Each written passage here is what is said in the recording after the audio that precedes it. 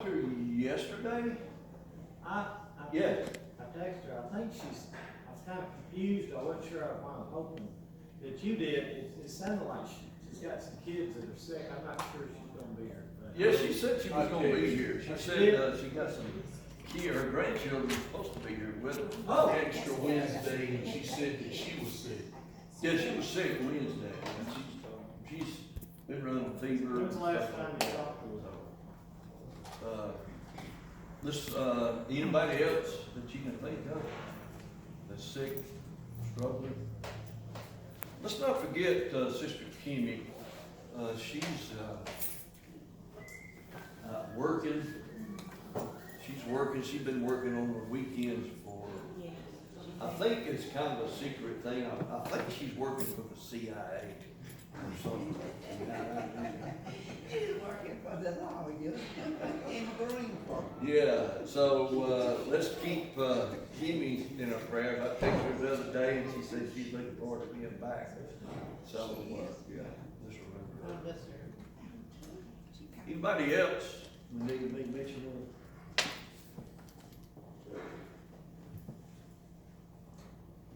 All right. Let's have a word of prayer. Daniel, would you please? Let us pray. Heavenly Father, we thank you for this day. We bless us with. Pray for those who are out sick. Pray that they may get better soon. Pray for those that are traveling. Pray that they may be safe. Pray for Eddie that his upcoming treatments may go well. We pray that everything we do today will be acceptable in your sight. In Jesus' name. Amen. Now, do you have your hand? What? Do you have? Yeah, the text I just got this morning was one of the kids was sick, and the way she's leaving, she's coming by herself. Okay. That's right. Okay. Turn to James 5, and that's where we're gonna start this morning, James chapter 5. Last week, we talked about verse number 1. And what I'd like to do is, if you look at what James is talking about, beginning in verse number 1, he deals with the rich. And what he's going through, talking about the rich, goes through about verse number 6 of James chapter 5. And that's what we're going to talk about, the rich. Now, when we talk about rich people, you know who we talk about, those who are very well off, those who may be millionaires, those who have a lot of money, so on and so forth. But those are not the only people that we have to look at, I think, in this context. How about those who desire to be rich? Maybe they don't have the money. Maybe they're middle class. Maybe they're poor. The poorer class, but their heart and their mentality and their desire is to be rich and to possess the monetary things of this life. Are they any different than the rich? Yes or no? Those that desire to be rich, their goal is to be rich, to have a lot of money, are they any different than those, their mentality, than the rich?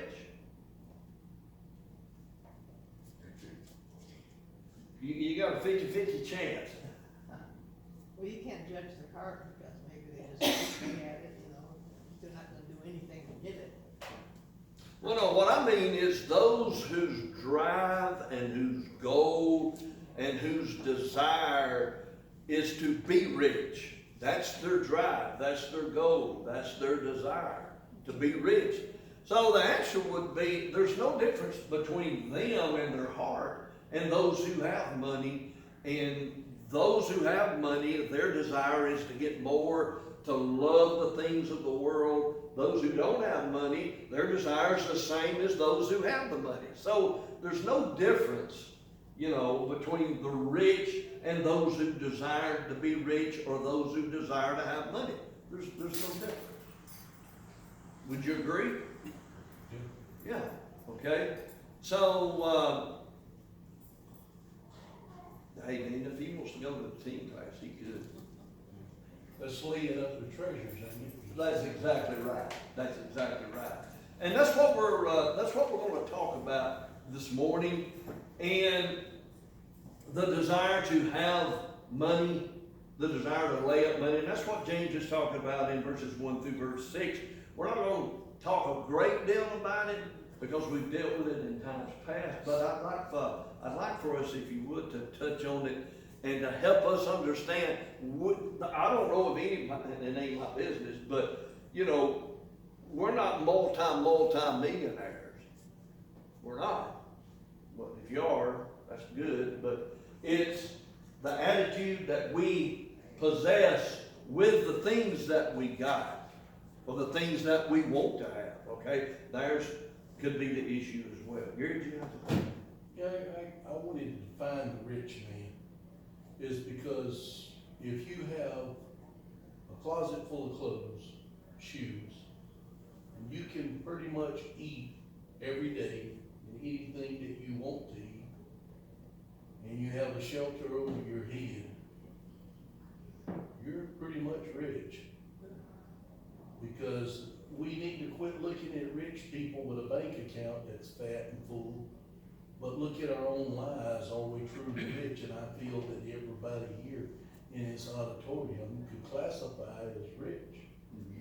None of us look like we're hurting and we're eating every day, and most of us have jobs and shelters over our heads. So define the rich man. Well, you look at rich, or you look at being able to prosper. If you compare yourself, everybody in here, compare yourself to people who live in a poverty-stricken country.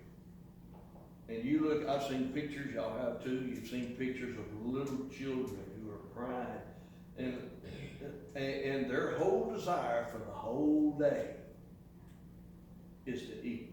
That's their whole desire, to find something to eat. You look at that little baby that Dana's got, that baby gets food. You know, Dana's not worried about the baby getting food, and the parents, but there's places where parents are just struggling to give their children food. Compared to them, we're very wealthy, okay? We're very wealthy. So, you know, that's what I'd like to get into. I want us to look at what God sees as well. Now, let me say this. There's nothing wrong with having money. There's nothing wrong with having a lot of money, is there? Money, as Paul said, 1 Timothy 6, it's the what of money? The love of money, okay? That's the attitude, that's the heart, that's the spirit. Their whole desire, their whole drive is to get money, to get wealth, to prosper. That's their whole desire.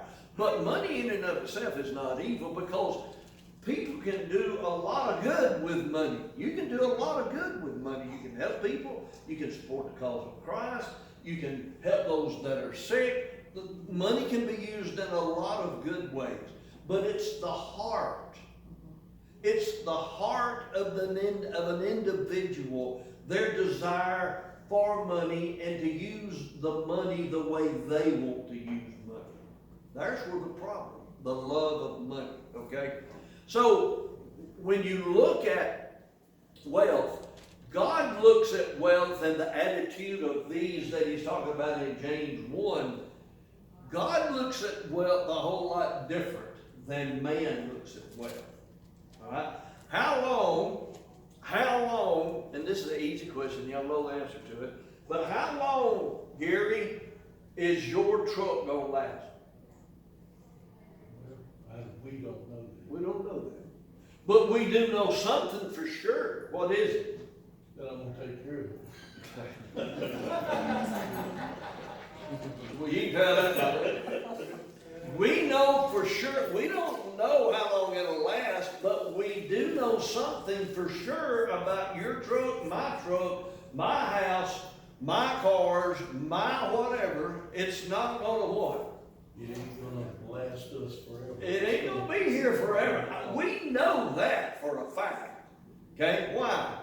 Because it's temporal. How long, Donna, are you gonna last?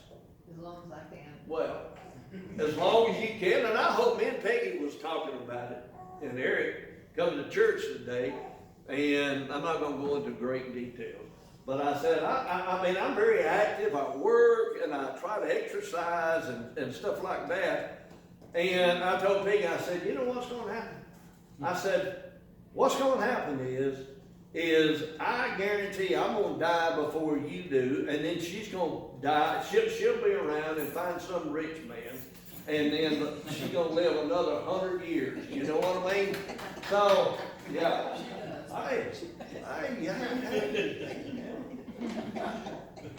So the point is we're all gonna die. That's the point. Okay, everything here in this world is here today and gone tomorrow. We know that. Life is a vapor, James chapter 2. So it depends on how we look at things, where our heart is. All right, it depends on how we look at things. That depends on where I'm going to live in eternity with God or going to live in eternity in another place. That determines my eternal destiny. All right, now I want you to look in verses 1 through verse 3. I want you to look, and I'm going to read it, then we're going to go back and discuss some things. Verses 1 through verse 3, James says, "Come now, you rich, weep and howl for your miseries that are coming upon you." All right, now we're going to go back and read and discuss this, but I want to notice a couple of things. Now, I want you to notice in verse 2 what God sees riches as. All right, look at the, adjectives that God describes riches. For your riches, verse 2, are corrupted, your garments are moth-eaten, your gold and silver are corroded, and their corrosion will be a witness against you and will eat your flesh like fire. You have heaped up treasures in the last day. How does God look at riches? What's the words that he uses for riches? Or what else? He uses 3 words: corrupted, corroded, and corrosion. Corrosion. What do those 3 words describe? They're temporal. All right? What eventually is going to happen to gold and silver and the other things that man has? Clothes. What's going to happen? Well, he describes that in verse number 2. Your garments are moth-eaten. So what are these terms that he's describing? What do these terms tell us? What do these terms tell us, Darrell? I don't know if this is exactly where you're at, but the focus is, Ecclesiastes 5 verse 10, he that loveth silver is not going to be happy with silver. Right. Nor he that loves an abundance with increase. The problem, you got Hebrews 13:5, be free from the love of money, content with such things as you have, for he himself said, I'll never leave thee nor forsake thee. The problem, correct me if I'm wrong, I'm a human being, the problem it looks like to me is focus. If you focus on one thing in your life, if you focus on one thing in your life that is temporal, okay, then you're going to miss out on evangelism, Lord's church. You're going to miss out on what does last forever. You become a servant, like Romans 6:16 talks about. Whom you yield your servants over to they whose servants are ye, to whom ye do obey. So the emphasis, the energy is going towards idolatry, basically. Because it's not, yes, it's created by God, but you're showing your affection and time.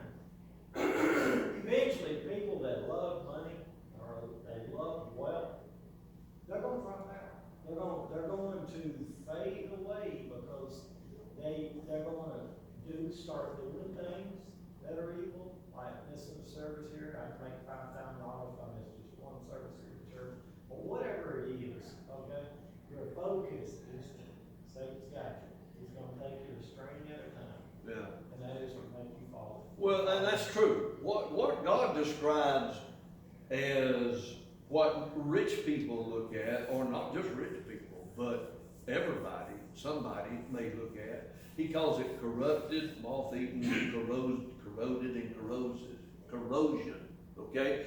Well, those words describe, kind of like what Darrell was saying, those words describe things that are temporal. They're not gonna be here forever.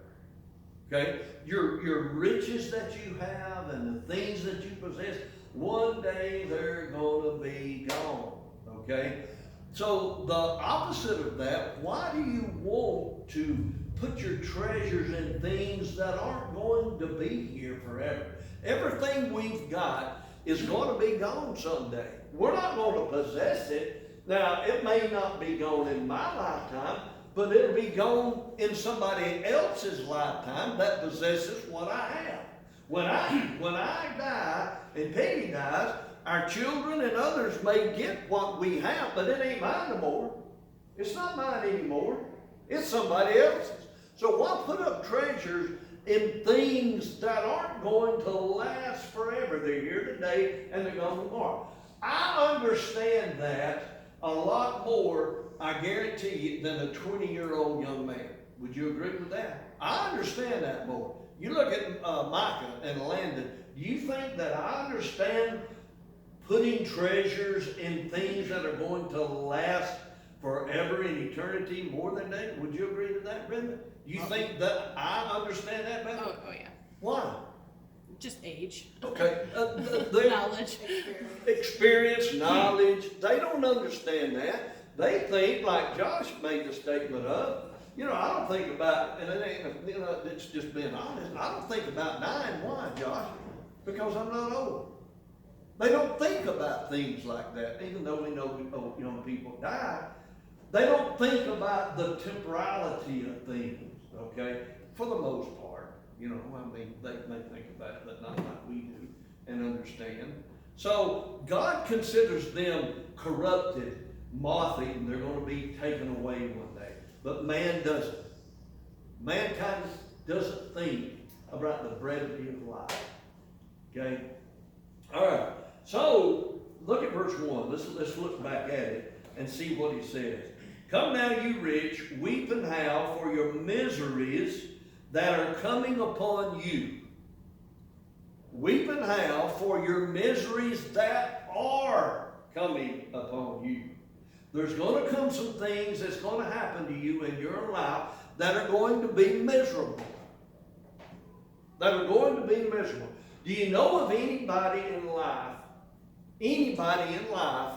from the time they were born to the time they died, unless they had a very short life, that didn't have trials, tribulations, and miseries in their life? Do you know of anybody? Anybody? I don't know of a soul. Everybody's going to have miseries. Everybody's going to have trials. Everybody's going to have tribulations, okay? And James tells these people, you're going to have problems that are going to come. And theirs was the destruction of Jerusalem. And we talked about that last week. You got problems coming. Things are going to happen in your life that you're going to have to deal with. Now, here's the question. And this is the very important question of the day. You're going to have problems. You're going to have difficulties. You're going to have trials. Okay? And I'm going to use Brother Eddie. He's going through a trial right now. Okay? In his life. Pam's going through a difficult time in their life. I've been through them. Okay? Gary's been through them, I know. All of us have been through them in some point in our life. How am I going to handle them? And where is my treasure going to be that helps me get through these trials? Well, I got plenty of money. I got a $3 million house. I got some of the best doctors and lawyers and friends. I got all of these physical possessions, and these things are going to help me through the difficulties and the trials and the tribulations. They're going to help me through that. Is that true? No. Eddie's the first one said no. Now, can they help?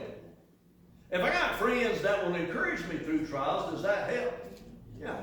But there comes a time in my life that these physical things aren't gonna do me a bit of good.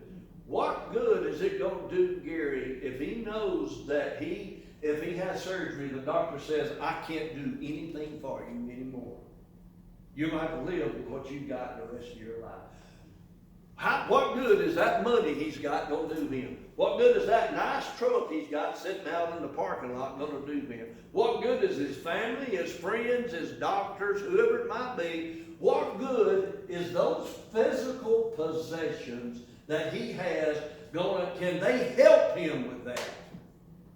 Can they help him with that? No.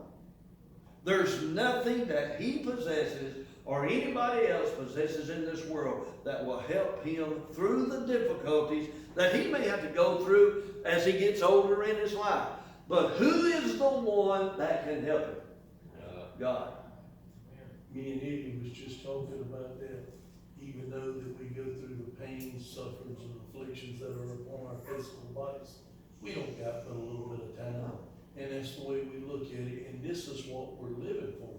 If you're not living to die, you need to start living. Yeah, that's right. And these physical possessions that you have or I have or anybody else has, these things aren't going to help me through every problem of life. They're not. But God can. There's nothing that God can't help me through.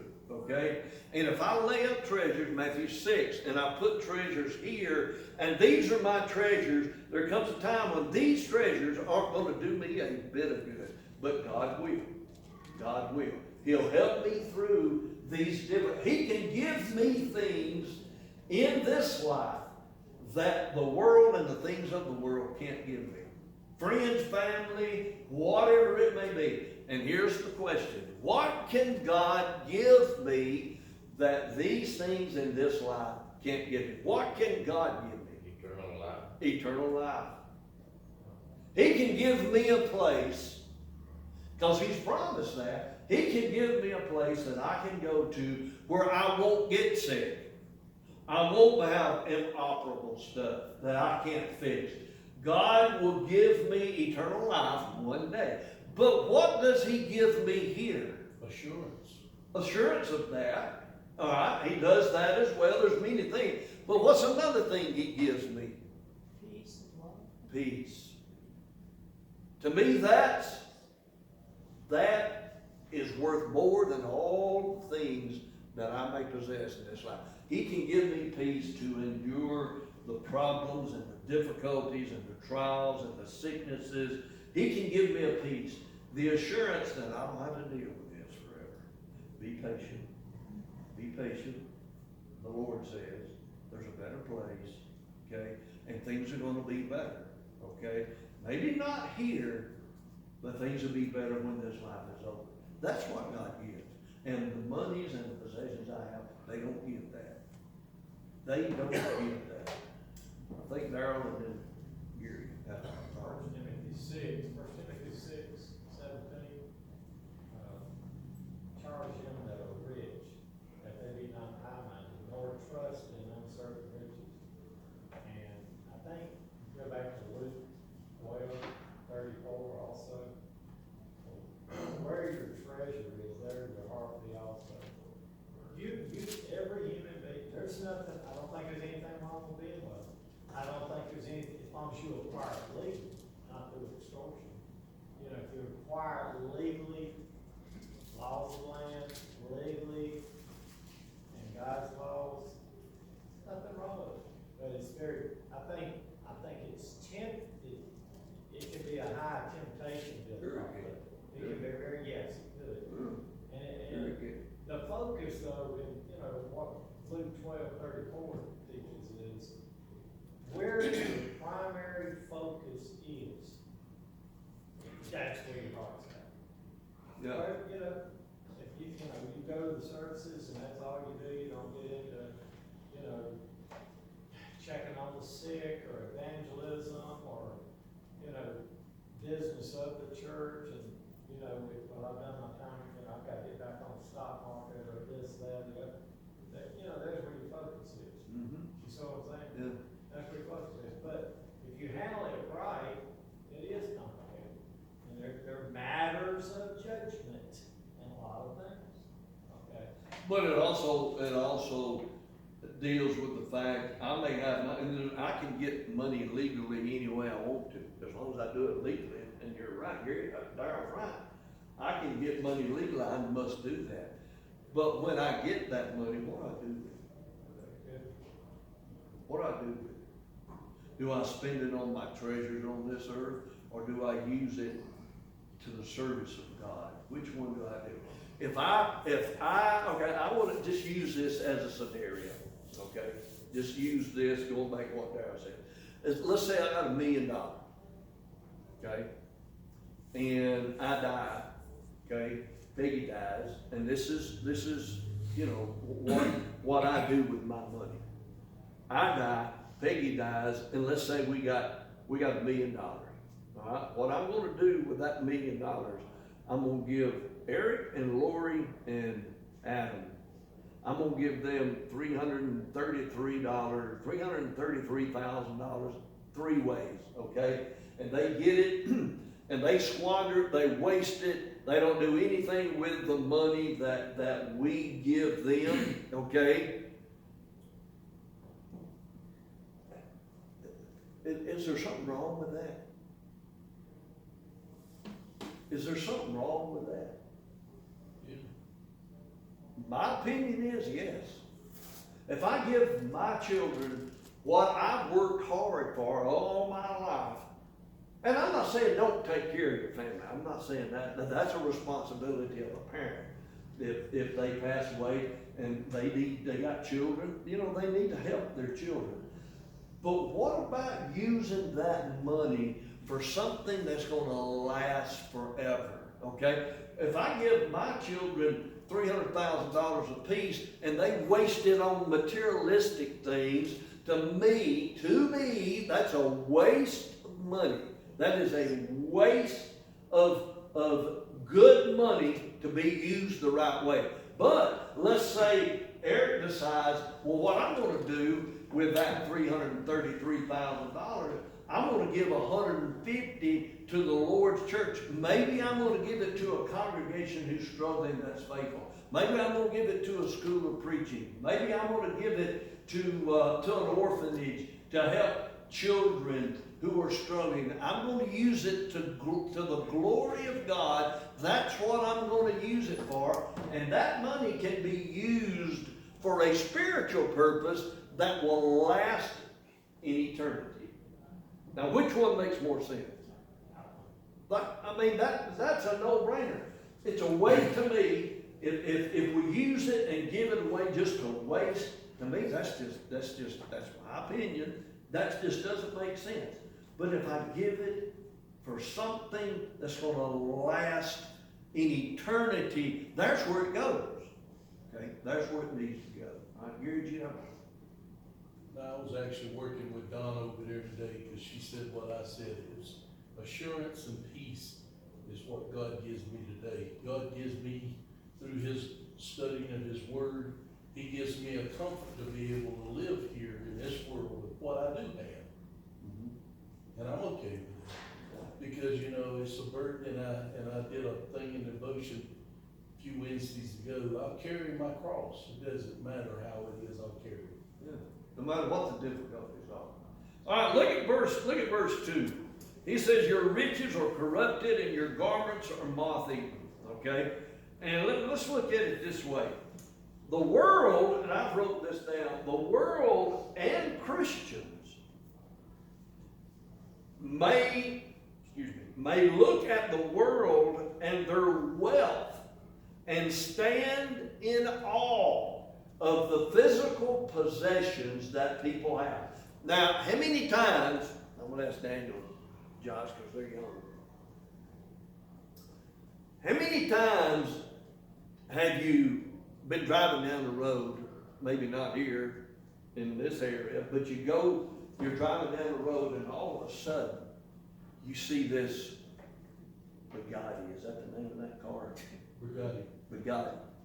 And you say, oh man, you stop on the side of the road and you just look, and maybe they're in a gas station fueling up, and you pull in the, oh man, I gotta look at this, I gotta see the, look at, can I touch it? Can I touch it? Just let me touch it, okay? Or, I know you probably won't let me do this, can I sit in it? And you take a picture of it like it's mine, you know? Josh puts it all over Facebook and all over, and he gets like 6 billion views or whatever they do, you know? We do that? I mean, you know, is that a sin to do that? Well, no, there's nothing wrong with looking, you know, wanting to be taking a picture in a Bugatti or, you know, a Maserati, not Maserati. How about a Tesla? Yeah, Tesla, and I don't like that. Yeah, but Yeah, it's cool. have you seen that car that looks like a tank? No, That's a Tesla, no. Cybertruck. Yeah, is that a My Tesla? friend's got Yeah. one and it's gorgeous. Yeah, but we got our own taste. But the thing is, we're in awe of it. You know, there's nothing wrong with saying, oh man, that's pretty, that's nice. There's nothing wrong with that.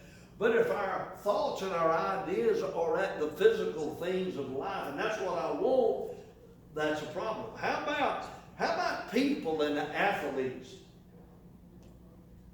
They'll spend hundreds of dollars on a pair of tennis shoes.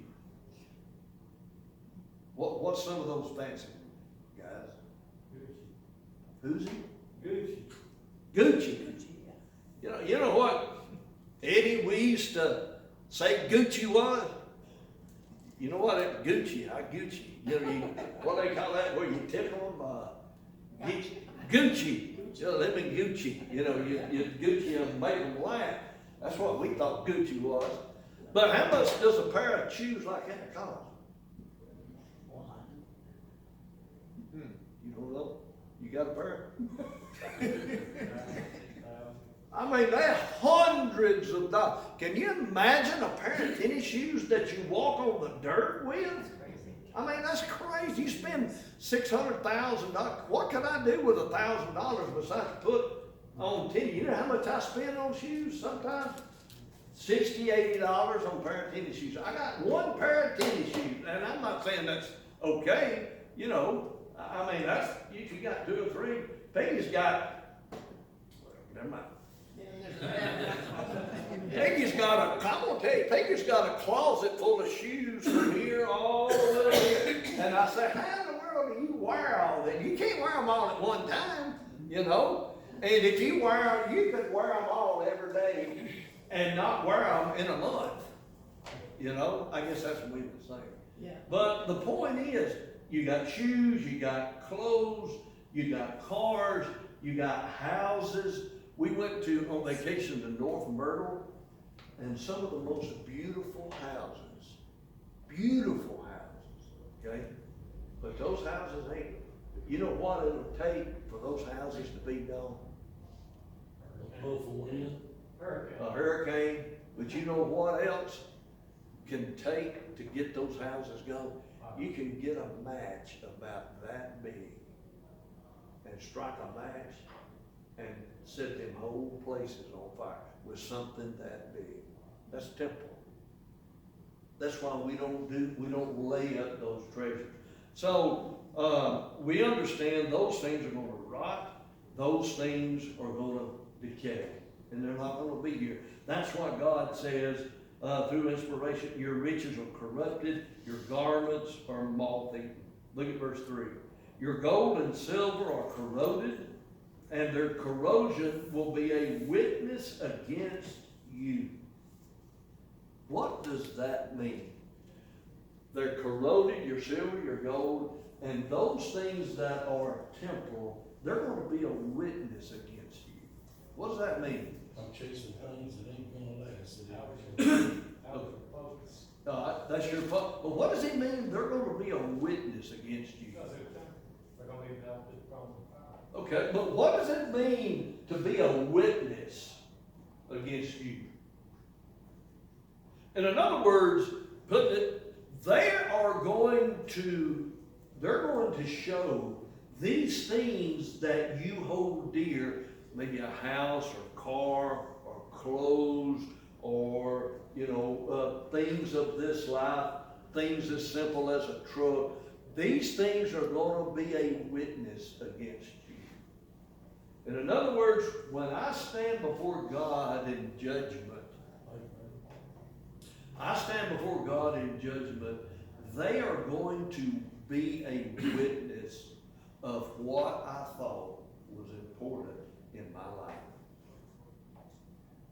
What I use and what I have in this life, and how I use what I have in this life, and what I do in this life is going to be a witness for me or against me in judgment.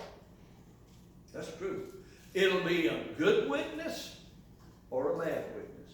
How I use what I've got to the glory of God. Do I use things that corrupt, or do I use things that are eternal? Those things will be my witness. And they'll stand before me. They'll face me in judgment. What do I do with what I got? They'll face me. Again, good or bad. The Bible says that, well, I just forgot. But it went along with that. Darryl? Yeah, it's like the rich man Lazarus. His focus was him and himself and what he had. Yes. Him, himself, what I've got. Look what I've done for myself. His self-focus is the main issue. And what he had wasn't really, he thought it was his, but it really wasn't his. Because it was taken from him. That night he had to give it up. Yeah. And Well, let me ask you something. Well, go ahead. Go ahead. What that's you- pretty much it. I mean, that night he gave it up, and then, like what you just said, that became his witness. What he had done in that former state determined his destiny. Yeah. You know, he wouldn't even give, what he would have never missed was even a meal to someone that was begging for food, Yeah. or sores on him. You know, he would never miss that. But he had no grain of heart but for himself. Yeah. All that. Yep, that's true. I want to ask Brenda a question. Jason ain't here, so I'm gonna ask Brenda. Y'all own your house or buying your house, right? Okay. Whose is it? Both of ours. Okay. Me and Peggy have our house. Rod's got one. Gary's got one. The others have one. Pam, whoever. And I asked the question. I asked myself, whose is it? The banks, Huh? it belongs to the bank. Yeah. Okay. Well, our first thing, and Pam's normal, I'm not Pam, but Brenda's normal. And it's true, we'll just say it's mine. That's my house. Where I live is my house. Where you live, Rob, is your house. Is that true? Not really. And what Solomon said, No, that's not yours. Solomon said somebody else's feet will stand there before yours, just as yours did that day. And what if they squander everything away that you've saved up and bought? Yeah, that's not yours. It's not yours. And I know where Brenda's coming. Let me ask you, Brenda, and Rod, and whoever, myself. Can you lose that house? How you gonna lose that house? How could you lose that house? What if you don't pay your taxes? What's gonna happen? Don't take it over. They'll come get it. It's not yours. It's auction. It's not yours. And it's really not the government's or the tax people, it's not theirs. It's just temporarily borrowed for a short time. Brenda's not gonna live forever, neither is Jason. Their kids will get it, or somebody else will get it, And that's what James is trying to help us understand. It'll eat up like fire, okay? And we need to understand, as humanity, the world needs to understand. If the world can understand this one thing, then the world would be a lot better off. If the world would simply understand and realize to the bottom of their core, I'm not gonna be here forever. This world will be a different place to live in. Would you agree? It would be a different place to live in, because I realize I'm not gonna be here forever. Okay? But the world thinks they're gonna be here forever. Okay?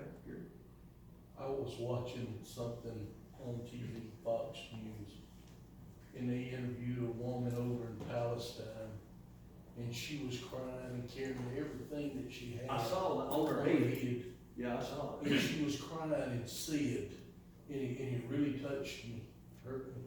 And it said, she said, I really want to die and Yeah. give up this miserable life. Did you see that? I saw it. That's the one. And I thought, I said, my goodness, out of all the things that we could have, and you go back and, before October of last year, she might have had a nice life, comforted life, a home, everything that she wanted. But all she wanted to do at this point was, she said, I would just love to die and give up this miserable life. Yeah. Nothing else matters. I want you to, and going with that, Gary, how about those poor people in Ukraine? Can you imagine? Can you imagine having to leave, and people in those areas, you know, in the Middle East? I mean, what a sad life. And here we are sitting in a beautiful home and all this kind of stuff. And, you know, we got nice houses or apartments or whatever it might be. And shame on me and whoever for complaining about what I don't have. Shame on me. Oh man, things is just tough. Things is this way. Things is this way. You know, things are so high, and they are. Trust me, I know. Peggy went. I said we was talking yesterday. We had her over for her 68th birthday yesterday, and she said, "Well, I got to go to the store and get some stuff." And she said, "I said we need." I said, "Get some weenies, you know, for hot dogs or whatever." I said, "How much are weenies for hot?" She said, $6. We don't need weenies, you know, forget that. How about potato chips? Oh, they're about $6. No, we don't need potato chips, we'll eat what we got. But the point is we complain and murmur about what we don't have, and these poor people over yonder in those places don't have nothing. That woman that Gary was talking about was carrying what she had on her head in a bag. Yeah. And things were so bad for her, she just said, I wish I could die. Okay? And she meant it. It wasn't a euphemism. She was crying. Oh yeah, she was crying. Yeah. And we sit around and complain about what we don't have. We got cars, we got houses, we got food, we got everything else, and we complain about it. You know, the Bible, Paul does in 1 Corinthians 10, condemned, and those people of Israel were condemned to be lost because they murmured about what they did not have. Shame on them. Always someone worse shape. Oh man, yeah, there is. Always somebody worse. Okay? So, anyway, anybody else got a thought, folks, so we can go on to verse 4? All right, look at verse 4. Indeed, the wages, and this is a continuation of 1, 2, and 3. Indeed, the wages of the laborers who mowed your fields, which you kept back by fraud, cried out, and the cries of the reapers have reached the ears of the Sabbath. And we understand this. You know, people who, the rich, were taking advantage of the poor, and let's say, as he said here, they mowed your fields, but they've kept back the money, you know, from what they owed you. They didn't give you what they owed you, okay? And you've cried out, and God heard them. God heard these people because of the way the rich had mistreated them, okay? Now, when will God take care of those who mistreat his children? When will God take care of that? In eternity. And we're going to talk about that next week. He'll take care of that. God will take care of it. God hears the cries and the mistreatments of his people. He hears that. Okay? Now, the thing about it is also, There is a dual responsibility, and we can equate this to our day. There's a dual responsibility between the owner and the laborer. Okay? It's not just all the owner's fault, and not all just the laborer's fault. There's a dual responsibility between the boss and the employee, the owner and the laborer. Okay? There's a dual responsibility, and we don't need to forget that. Okay? And that's, we can talk more about that, but I think we all understand that. Verse 5, you have lived on the earth, well, so Lord willing, we'll get through 5 and 6 quick next week, and then we'll get to verse 7. And by the way, think about what we would like to study for next quarter. Our new quarter starts in September. And I was thinking maybe 1st, 2nd Peter. Awesome study on persecution and trials that these brethren were going through in the first century. If you got some ideas, bring them up and we'll talk about it.